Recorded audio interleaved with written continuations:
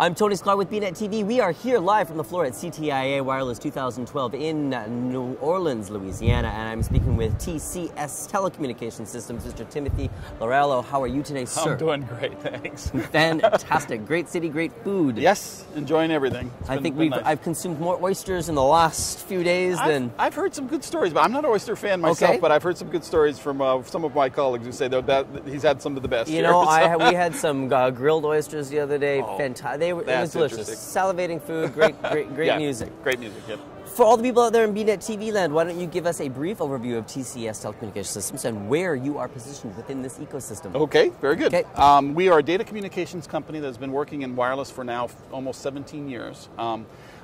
We are one of those companies that like to say we are the folks who have been trying to pioneer the phone, moving it from using it as a voice device to using it as a data device, which means you have to look at it, right? Very strange. So the very first data communication service on wireless phones was text messaging. Right. And so we are a major leader, major provider of text messaging, number 3 in the world, number 1 here in the United States. We delivered almost 1 trillion text messages last year through our software. Okay. So text messaging, major play. As a data communications company, though, you're always looking for what's the next piece of data that you work with. Location became an important piece of information, data information being moved throughout the network, so we've got involved in location infrastructure.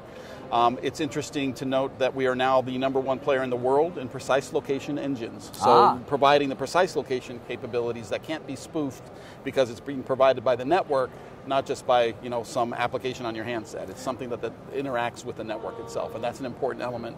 Hugely important element. Yes. I've talked to a number of different players throughout this particular conference who are saying, sort of that next evolution in app-centric type communications is there has to be a precise location, so that you're being delivered contextual-based and geo-fenced items that are relevant to the searching or just the positioning of where you are.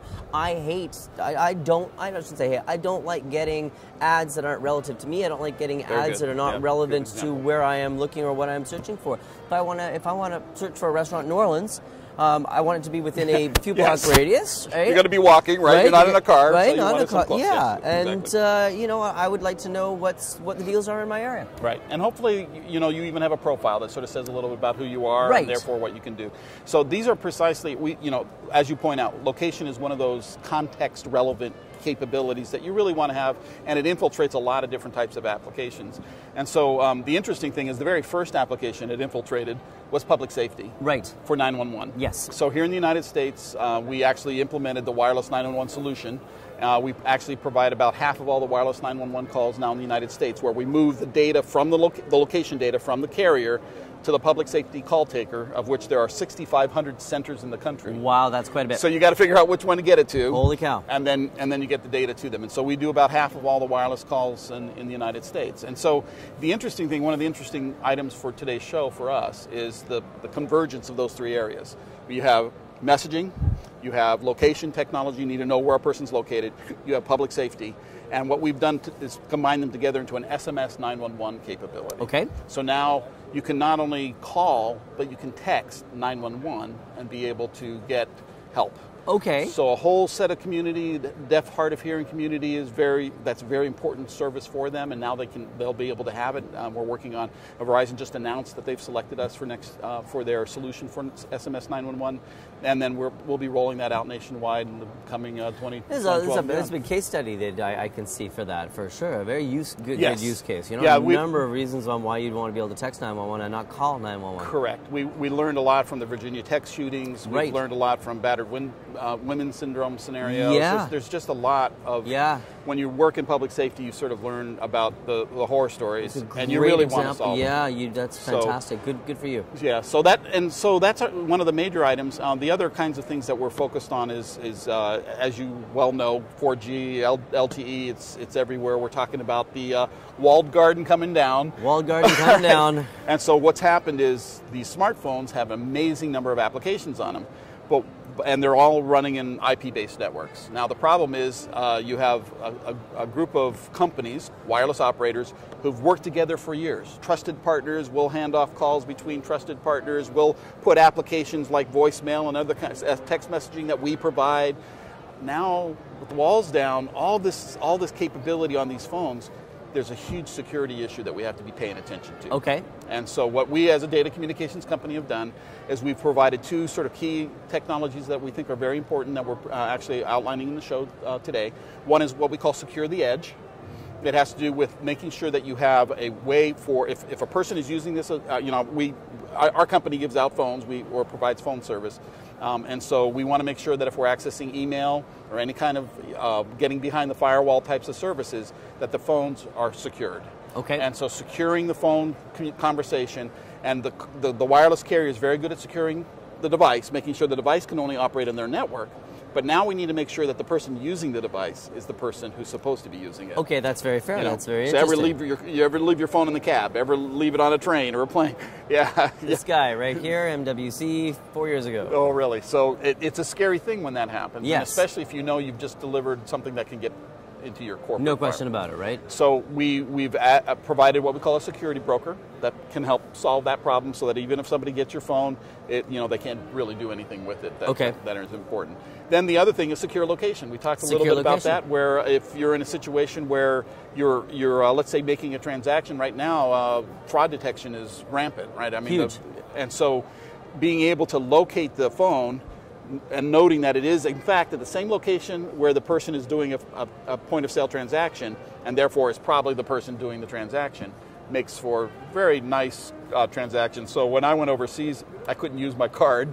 Right. Because I was in Spain. No question about it. So, hi, I'm going to be in Spain. Sure, Mr. Sklar, no problem. Excellent. Swipe, lockdown. Yeah, exactly right. So we believe that this will be an important element going forward as well that can be added. So the secure location element is really critical.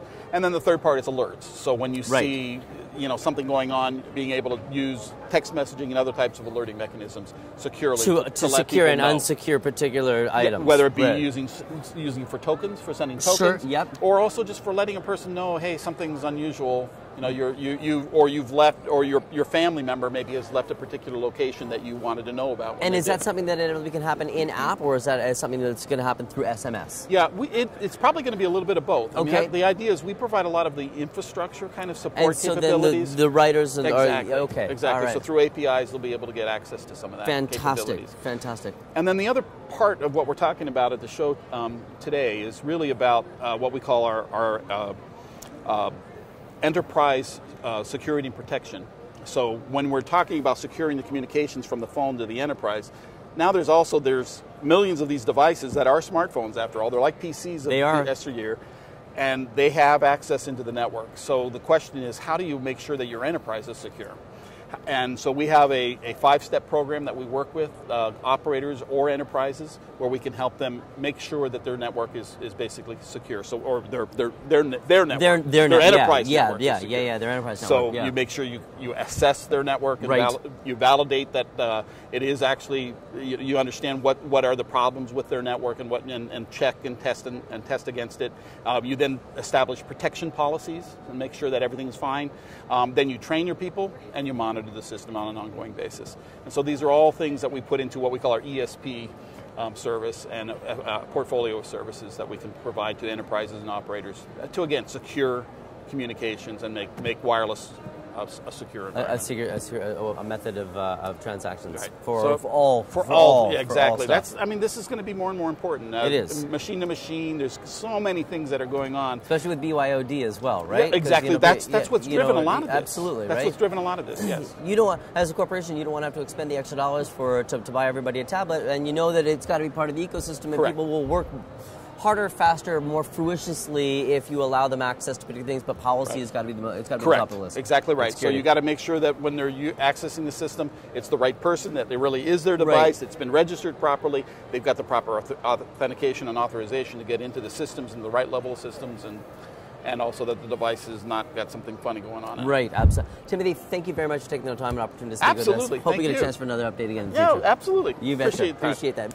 I've been speaking with Timothy Lorello from TeleCommunication Systems here at CTIA 2012 in New Orleans, Louisiana. I am Tony Sklar with bnetTV.